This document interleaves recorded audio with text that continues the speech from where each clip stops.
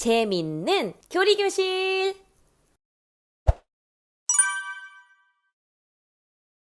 여러분 안녕하세요. 우리 초등학생 친구들 또 한 주간 잘 지냈나요? 우리 지난 시간에 어떤 걸 배웠죠? 그죠? 사람은 누구인가? 인간론에 대해서 함께 살폈습니다. 저와 여러분은 모두 죄인이고 우리 안에 원죄가 있기 때문에 그 어떠한 일도 하나님이 기뻐하시는 삶을 살 수 없다라는 것을 배웠죠. 그런데 하나님은 그러한 우리에게 은혜를 주셨습니다. 그리고 그 은혜의 언약의 핵심이 바로 예수님이었다라고 배웠죠. 오늘 이 시간에는 그 은혜의 언약을 모두 이루신 우리의 구원자이신 예수님이 누구이신가에 대해서 함께 살펴보려고 합니다. 우리가 이것을 뭐라고 부르냐면요, 기독론이라고 불러요.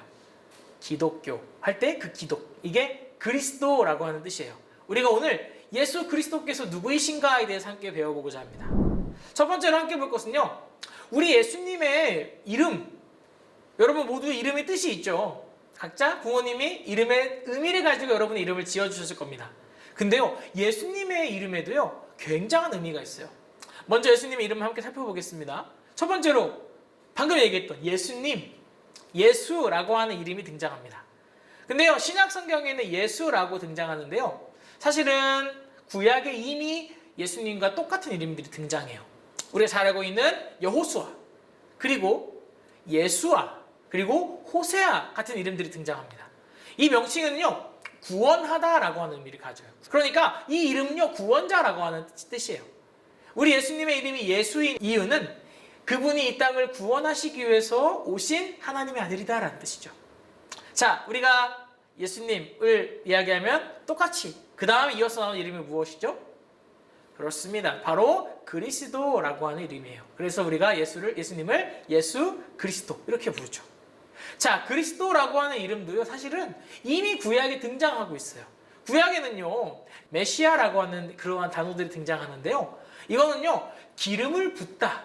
그러니까 왕이나 제사장, 선지자의 직분을 하기 위해서 기름을 부음받는 자, 그리고 기름을 붓는 행위가 바로 메시아, 마시아흐라고 하는 단어이죠.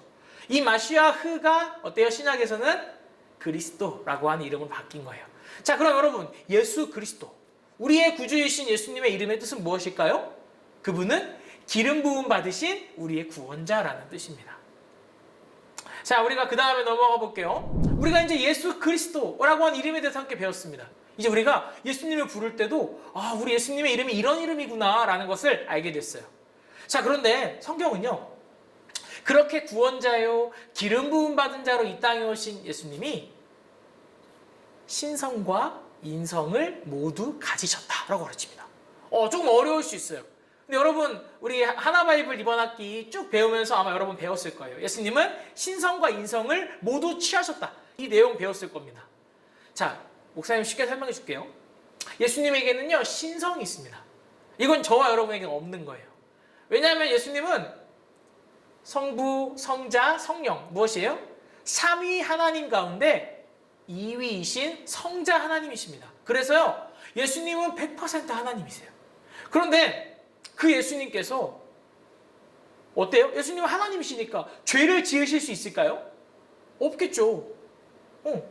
예수님이 죽으실 수 있을까요? 아니죠. 하나님은 결코 죽으실 수 없습니다.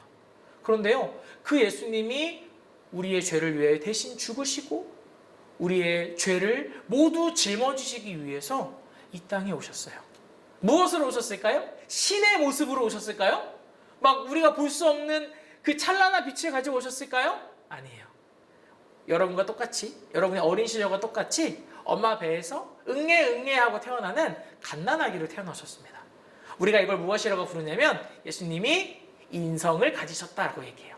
그러니까 예수님은요, 신성도 가지셨고요, 인성도 가지신 양성을 가지고 계신 분이에요. 자, 근데 우리가 오해할 수 있어요. 예수님 신성과 인성 두 개 가지고 있으면 이중인격자 아니에요? 어쩔 때는 하나님이고 어쩔 때는 인간이고 그렇게 생각할 수 있어요. 그런데요, 되게 신기한 게요, 우리의 생각으로 이해할 수 없는 부분이에요. 근데 성경은 뭐라고 얘기하냐면요, 이 신성과 예수님의 인성이 서로 연합한다라고 얘기해요. 근데 섞이지 않아요. 신성을 가지신 예수님도 그냥 예수님이고요, 인성의 예수님도 예수님인 거예요. 두 분이 아니라 신성과 인성이 연합되었다라는 것이죠. 많이 어려울 수 있어요. 그런데 우리가 이번 시간에는요, 우리 예수님이 신성과 인성을 가지고 계시는구나. 근데 그 양성이 연합하여 계시는구나. 즉, 우리 예수님은 참 하나님이시고 동시에 참 사람이시다라는 사실을 우리가 고백했으면 좋겠습니다. 자, 그런데 이렇게 신성과 인성을 모두 취하신 분이 이 땅에 오셨는데요. 예수님의 이 땅에서의 삶은 사실 그렇게 쉽지 않았습니다. 자, 생각해 볼까요? 예수님은 하나님이셨어요. 하나님이 배고프실 수 있을까요? 하나님이 목마를 수 있을까요? 하나님이 할 수 없는 일이 있을까요? 없겠죠. 그런데 예수님이 이 땅에 오셨을 때 예수님은 갓난아기였어요. 여러분, 갓난아기가 스스로 밥을 막 먹을 수 있나요? 없죠. 갓난아기는요, 엄마의 도움과 사랑이 없으면 아무것도 할 수 없어요. 물조차 먹을 수 없고요, 밥도 먹을 수 없고요, 여기서 여기를 기억하지도 못해요. 근데요, 하나님이신 예수님이 사람의 몸을 입으셨기에 인간만이 느낄 수 있는 고난을 당하셨습니다. 우리가 이것을 무엇이라고 부르냐면 예수님의 낮아지심이라고 불러요. 예수님은 우리가 표현할 수 없을 만큼 높으신 분인데요, 이 땅에 오셔서 가장 낮아지셨습니다. 예수님의 낮아지심의 첫 번째는요, 바로 방금 얘기한 예수님이 사람이 되신 일이에요. 그 일은요, 예수님에게는 가장 수치스럽고 가장 고통스러운 일이셨을 것입니다. 두 번째, 그렇게 예수님이 성장하시는 모든 시간, 그리고 십자가의 시간이 이르기까지 예수님은 고난을 받으셨습니다. 우리는 이렇게 생각하기 쉬워요. 예수님의 십자가가 고난이다. 틀린 말은 아니에요. 그런데요, 사실 예수님이 이 땅에 오셔서 사셨던 33년의 모든 시간이 예수님에게는 고난이었습니다. 예수님의 그 34년의 모든 고난의 시간을 다 겪으시고 십자가에서 친히 죽으셨던 거예요. 예수님의 낮아지심의 세 번째는요, 바로 죽으심입니다. 예수님은 죽으실 수 없는 하나님이셨어요. 그런데요, 친히 사람의 몸을 입고 이 땅에 오심으로써 십자가에서 자신의 목숨, 자신의 생명을 버리셨습니다. 왜 죽을 수 없는 예수님이 친히 낮아지셔서 십자가에서 죽으셨을까요?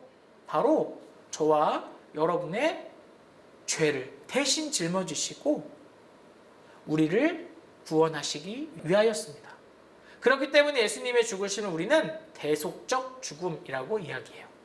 마지막 낮아지심의 네 번째는 예수님은 무덤에 장사되셨습니다. 예수님이 무덤이라고 하는 그 공간 안에 들어가 계셨어요. 예수님의 생명이 사라진 상태에서. 그렇게 예수님은 낮아지셨어요. 왜냐하면 여러분을 사랑하시기 때문에. 자, 그런데 성경의 이야기가 여기서 끝났을까요? 아니죠. 이제 놀라운 반전이 시작됩니다. 그동안 예수님의 모든 신분이 낮아지셨다면 이제 하나님께서 예수님의 신분을 다시 높여주셨어요. 우리가 이것을 예수님의 높아지심의 신분이라고 얘기합니다. 예수님의 높아지심의 첫 번째는요, 부활하신 사건이에요. 예수님은 무덤에 머무셨지만 죽으신 지 사흘 만에 다시 부활하셨습니다. 무슨 의미예요? 모든 죽음을 이기셨고요, 그 예수님을 믿고 예수님 안에 있는 모든 자들에게 부활을 선물로 주셨어요.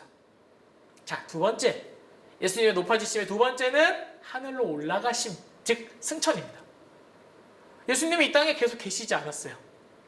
부활하신 후에 40일 동안 이 땅에 계시다가 하늘로 올라가셨어요. 그리고 어때요? 하늘 아버지의 보좌 우편에 앉아서 오늘도 저와 여러분을 그리고 온 우주를 다스리십니다. 마지막, 예수님의 높아지심의 가장 마지막은요, 다시 오신다라는 거예요. 이거 어려운 말로 뭐라고 부르죠? 재림이라고 부릅니다. 여러분, 예수님은 다시 오십니다. 비록 예수님이 처음 이 땅에 오셨을 때 예수님은 아주 보잘것없는 마을 구유에 누워 있었던 어린아기였어요. 그 누구도 예수님이 왕이다라는 것들을 깨닫지 못했을 거예요. 그런데요, 이 땅에 다시 오실 예수님은요, 하늘이 열리고 천사들이 나팔을 불고 천군 천사들이 예수님의 영광을 노래하는 장면 속에서 이 땅에 다시 오실 것입니다. 왕의 모습으로 오실 거예요. 그날이 언제인지는 우리는 알 수 없지만 반드시 예수님은 다시 이 땅에 오셔서 예수님이 얼마나 영광스러우신 왕이신지를 드러내실 것입니다. 자, 우리가 지금까지 예수님의 신분에 대해서 얘기했는데요, 마지막으로 예수님이 우리를 위해서 죽으신 사건이 가지고 있는 의미를 잠깐 얘기해 보고 싶어요. 여러분 생각해 봐요. 왜 예수님이 우리를 위해서 죽으셨을까요? 많은 사람들은 이야기합니다. 우리를 사랑하시기 때문에.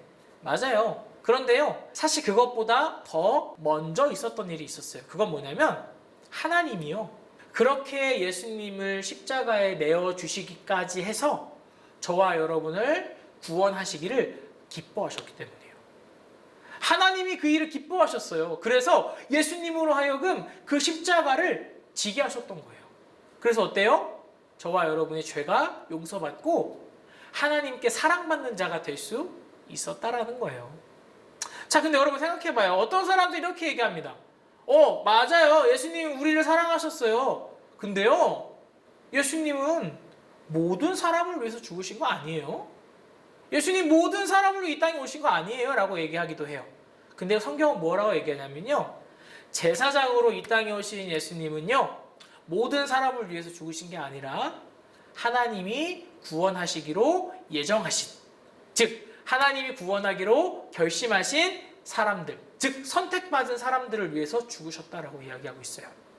여러분, 저와 여러분과 같은 사람들을 하나님이 선택해 주셨어요. 과연 이것으로 기뻐하고 있나요? 이 단원을 마치겠습니다. 여러분, 예수님이 이 땅에 오셨어요. 우리 예수님은 하나님이세요. 그런데 그 신성을 가지신 하나님이 친히 인성을 취하셨어요. 그래서 인간으로 이 땅에 오셨습니다. 그래서 모든 고난과 고통을 다 당하시고 낮아지셨어요. 왜요? 저와 여러분의 죄를 대신 지시기 위해서. 그런데 그렇게 끝난 게 아니었어요. 하나님은 그렇게 가장 낮아지신 예수님을 높여주셨습니다. 지금도 우리 예수님은 하나님의 보좌 우편에서 저와 여러분을 다스리고 계시고요, 언젠가, 그리고 하지만 반드시 다시 이 땅에 오실 거예요. 사랑하는 초등부 친구들, 예수님이 다시 이 땅에 오실 날을 우리가 기대했으면 좋겠어요. 그리고 왕으로 이 땅에 오실 예수님을 우리가 기다렸으면 좋겠습니다. 우리가 한 주 동안 이 소망을 품고 우리의 죄를 위해 이 땅에 오신 예수님을 깊이 묵상했으면 좋겠습니다. 여러분도 한 주간 건강하게 지내다가 다음 주에 만났으면 좋겠습니다. 여러분, 안녕!